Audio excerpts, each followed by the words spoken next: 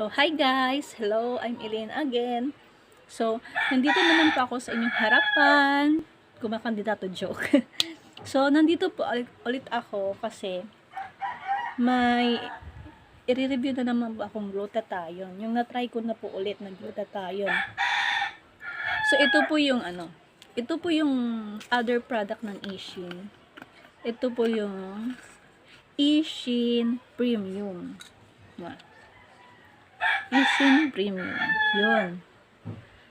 Trending din po to si Ishin kasi mura.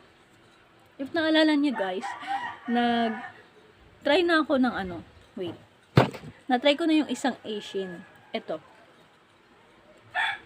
guys. Ito yung first na Ishin na na-try ko.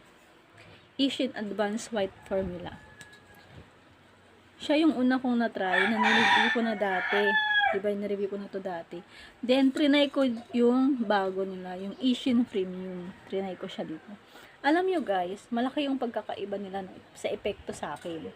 Kasi ito, honestly guys, hindi ko alam kung ano, pero hindi ko talaga siya nagustuhan. Yes, hindi ko siya nagustuhan. Well, totoong nakakapag-light siya ng skin kasi kita nyo naman, alam nyo naman na morena ako. Yes, nakakapag-light siya talaga ng skin. Lalo na pag nasisinagan ka ng araw. Nag-light talaga yung skin ko.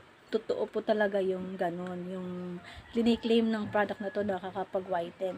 Isang side effect niya ang hindi ko nagustuhan guys.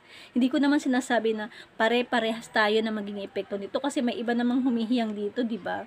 Yung sa akin, yung hindi ko nagustuhan guys, after 2 weeks na nagamit ko, palaging sumasakit yung puson ko.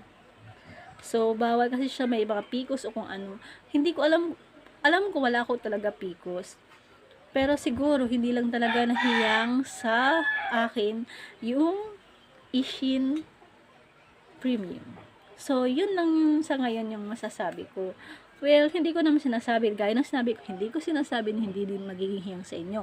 Kasi based on my experience lang po lahat yung review ko. By the way guys, halos same-same lang naman sila ng ingredients ng Ishin Advance. Same-same lang naman sila. Magkaiba lang yung epekto sa akin.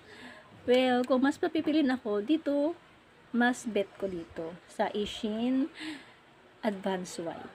So, yun lang muna guys. Salamat!